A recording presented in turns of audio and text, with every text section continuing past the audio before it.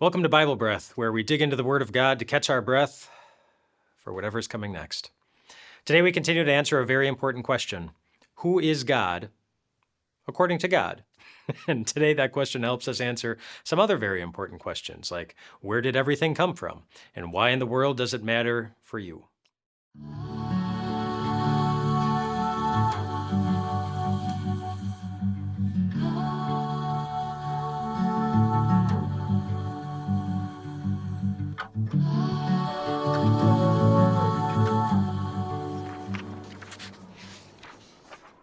To begin with, I'd like you to think of something you're probably very familiar with, the Earth.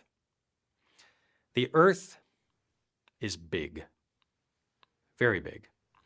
The Earth has a diameter of 7,917 miles. If you were walking at 4 miles per hour, which is pretty good normal pace, it would take you 1,979 hours to walk around planet Earth. That would be 82 days going nonstop without taking a nap, without taking a break. So almost 3 months to walk around the entire Earth. The Earth is so big that you could take the moon and fit 50 moons inside the Earth. The moon looks rather large up in the sky, but you could take 50 of those and put it inside the Earth. But the Earth is not as big as the sun. Do you know how many Earths you could put inside the sun? It's not 50. It's 1.3 million. The sun is massive, but not as massive as the Milky Way. The Milky Way, there are more stars in the Milky Way than there are grains of sand on the Earth. If you were to count every star, just go 1 second per star, it would take you about 3,000 years to count them all nonstop. Who did that? Who made the moon and the earth and the sun and the Milky Way? Who put that all together according to the Bible? God did. Psalm 124 verse says, "Our help is in the name of the Lord, the maker of heaven and earth." God takes responsibility for making everything. Let's narrow the focus a little bit. Think about your heart, which beats on average about 72 beats every minute. 100,000 beats every day, 35 million beats per year. It pumps 11,000 quarts of blood every single day. And how often do you need to tell your hearts to do those things? You don't. You don't even need to think of it. It just does it automatically, on its own, day after day after day. Think about the human eye. The human eye has 130 million light receptors in it, gathering information. There are 3,000 literal lines plugged into the back of the eye that go directly to your brain, 3,000 of them. And again, you don't have to tell your eye to do those things every day. Your eye just does that. And you didn't have to plug those lines in, but somebody did. Think about the nervous system in your body, the glands and the stomach and the liver and the intestines and all those things. There are 100,000 miles of nerve fibers just in your nervous system. When something happens in your nervous system, it sends a message to your brain at 300 miles per hour. If you have a stomach ache, suddenly 300 miles per hour, your brain knows automatically. Think about your digestive system, your intestines. If you were to take the intestines inside your body, outside of your body, and if you were to unravel them and flatten them out, do you know how much ground they would cover? Roughly the same amount of ground that is covered by 3 football fields. And all of that is so neatly tucked into your belly. And you didn't have to do that, and you didn't need to figure out how that could happen, but somebody did. Think about your brain. Your brain will process about 15 trillion bits of information by the time you are 70 years old. If you were to take all the brain fibers, pieces that make up your brain, and take them apart piece by piece and stack them one on top of the other, what you would stack up would go to the moon and back. And that's tucked inside your skull. That's your brain. And you didn't have to figure out how to do that. You didn't have to figure out how to maximize the space within the human body so that all these things would fit in and work together well without you having to think about it, but somebody did. And according to the Bible, that was God. In Psalm 139, it says, "For you created my inmost being, God. You knit me together in my mother's womb. I praise you because I am fearfully and wonderfully made. Your works are wonderful. I know it full well." God takes responsibility for creating everything, and the Bible assigns responsibility to him for that. But let's talk about when he did that. To get that answer, you go back to the very beginning of the Bible, the very first verse. Genesis 1, verse 1. In the beginning, God created the heavens and the earth. And then it describes a process that God went through over 6 regular 24-hour days. That in 6 days, God made the heavens and the earth. And other books of the Bible, like the book of Exodus, they also attest to that. There was 6 regular 24-hour days with something different on each day. On the first day, God simply made light. On the second day, he made the sky and the earth. On the third day, he made the sun, the moon, the stars. Day 4 was land and plants. Day 5 was fish and birds. Day 6 was land animals and humans. And on the 7th day of the week, God rested, setting the standard for our own day of rest, which we'll talk about as we get closer to the commandments. So that's what he created on all those different days, but how did he do it is really important. Psalm 33 is one of the places in the Bible that answers that question. It says, "By the word of the Lord the heavens were made, their starry host by the breath of his mouth, for he spoke, and it came to be." And you see that in the book of Genesis. When God wanted there to be light, he said, "Let there be light." And there was, just like that. When he wanted there to be plants and animals, let there be plants, let there be animals. He just spoke and it came into being, which is something that you and I do not have the ability to do. I really wish I had the ability to say, let there be a pizza right in front of me. But I can't do that. Let me have $1,000 suddenly in my pocket. Nope, it's not there. For us to build something or create something, we need to start with something physical. We need to start with other materials. We need to go to the home improvement store and we need to get those building materials and put things together so that we can create something. But for God, it was different. God spoke, and there it was. He was able to create things in ways that you and I cannot, because of course he's God and we are not. But that's not how he created everything. He did something special with human beings. And the Bible tells us about that too. Genesis chapter 1 summarizes the creation of Adam and Eve when it says, "So God created mankind in his own image. In the image of God he created them. Male and female he created them." God made man and woman in his own image, it says, which doesn't mean that they looked like God.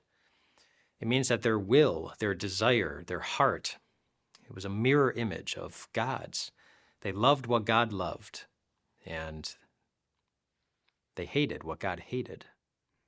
Their will and their desires, mirror images of God. Special creations that God put together in ways that he wanted to highlight. This is beyond everything else I have created. There's something special about the human race. And you might wonder, well, does God do the same thing for me? He didn't make you from the dirt of the ground or from somebody's rib, but in Jeremiah chapter 1, God says, "Before I formed you in the womb, I knew you." And so God knew you before you knew you, and God is the one who formed you in your mother's womb. God did that because he wanted you to have life. And he formed you with a body and a soul. You know, just remember when God looked at Adam and created him just while he was just the dirt, he breathed into him, and that's what brought him to life. He was giving him a soul. The book of Ecclesiastes refers to our body and our soul, thinking about the moment it is that we die, where it says, "The dust returns to the ground it came from, but that the spirit, the soul, returns to God who gave it." So we're each made of a body, the physical part, and then a soul, the part that gives us life. And one important part about all of these things related to what God created and how everything came to be, you have to remember something really important about them. We weren't there when it happened, which means these are articles of faith. You know, the book of Hebrews talks about it, where it says, "By faith we understand that the universe was formed at God's command, so that what is seen was not made out of what it was visible," but it takes faith to believe this. The Bible's teaching on creation is an article of faith. We weren't there when it happened. It's never been disproved, but neither can it be scientifically proven. And that's an important point to keep in mind as we talk about one of the other more popular theories about how everything came to be, and that, of course, is the theory of evolution. So the theory of evolution is defined as the process by which different kinds of living organisms are thought to have developed and diversified from earlier forms during the history of the earth. In other words, something that was very simple eventually grew into something that was far more complex. This is referred to as natural selection often. Another way of saying that is that the stronger traits that aid survival are more likely to endure in a living being, and the weaker traits diminish. So if a being was living and if it found something useful that was going to help them continue to live, it would hold on to that trait. But if something wasn't so useful, it would get rid of it. And this was happening, evolution says, in every living organism, as everything was kind of fighting for control and fighting to survive under what's called the survival of the fittest. Only the strong will adapt and move forward and figure out how to survive. And so the theory of evolution basically says that this is what happened. Everything started out in a very basic form, and it figured out how to get better and better and better so that it becomes an even better form. And how did that all start? It started, according to those who support evolution, with a big bang. That at some point there was a big bang that created matter and pieced things together in a way that it all started working. An important point about that, of course, is that nobody was there to witness it. And so this also is an article of faith. This theory was popularized in the mid-1800s by two men, Charles Darwin and Alfred Russel Wallace. It said that they both came to the theory independently, and then when they came together and shared their theories, they realized, wow, we have something in common here. But while this is a very popular theory today, it's only been popular for a little over 200 years, maybe not even. That's when it became a very popular thing. Now, it's important to keep in mind that the Bible supports divine creation, that everything was created by God. Evolution does not support that. Both require faith to believe because nobody was there to see it, but each one gives you a very different perspective on yourself. Let's just compare them side by side as the different facts of what they teach. So as far as the time of creation, how much time did it take? The Bible teaches that it was 6 24-hour days, 6 normal days. Evolution teaches something different, that it was millions or billions or trillions of years, so it's a big difference. The method of creation, the Bible teaches that God spoke, and there it was. So it was God's powerful word. The theory of evolution, it was chance, something from nothing. The existence of mankind, according to the Bible, men and women are very special creations of God. But according to the theory of evolution, mankind, we're the most advanced animal. We've figured it out more quickly than other living beings. Man's purpose, according to the Bible, is to be with God, to serve God, to honor God, to enjoy fellowship with God. Mankind's purpose, according to evolution, is to survive, serve yourself. And so your responsibility, according to the Bible, is to God. But every person's responsibility, according to the theory of evolution, well, they're not responsible to anyone except themselves. Those who believe the Bible versus those who believe evolution have two very different perspectives, really on your purpose and on your life. Let's look at some Bible buzzwords related to these two teachings. So creation, the teaching that God made the whole world in 6 days out of nothing but his powerful word. Evolution is the scientific theory that all things have come through a long process of change and development over millions or billions or trillions of years. God's image is something that we talked about just a few minutes ago, that Adam and Eve were created to be holy and perfect, just like God. Their will and their desires mirror images of God's. And the soul is the spiritual side of our existence, the part of us that gives our body life and then goes to be with God upon death. It does eventually reunite with our body, a much better version of our body. We'll talk about that quite a few lessons down the road as we talk about what happens as this world comes to an end. But regarding evolution and creation, we have to acknowledge that they can't both be right. Because either there is a God or everything happens just by chance.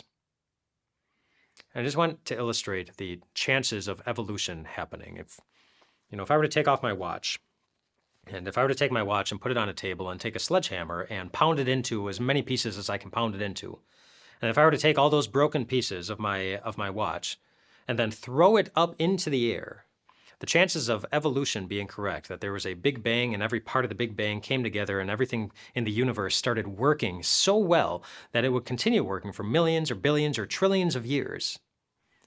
The odds of that happening are the same as all of my watch pieces being thrown up in the air and on the first try, when they come back together, assembling into a working watch. Either God is real or everything happened just by chance.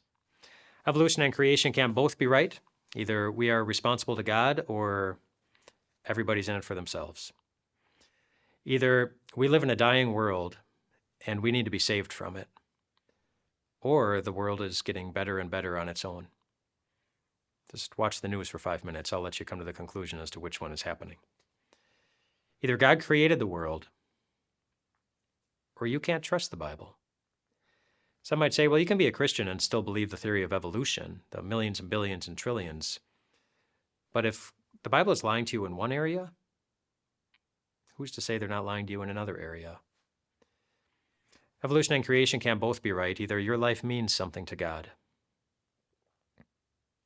or it doesn't. And your life then might mean nothing to anyone. But it does mean something to God. Let me share just one more passage from Isaiah chapter 64, where it says, "You, Lord, are our Father. We are the clay. You are the potter. We are all the work of your hand." I don't know how many of you have experienced making pottery on a potter's wheel, but it's kind of a messy process where you shape and form, and each piece of pottery comes off as its own unique thing. Truly one of a kind. And that's what that Bible passage is saying about you, from God's perspective. That God believes you are truly one of a kind. That you bring a unique beauty into this world that no one else ever has, and that no one else ever will. God wanted you here. God wants you here. God believes the world is more beautiful with you here.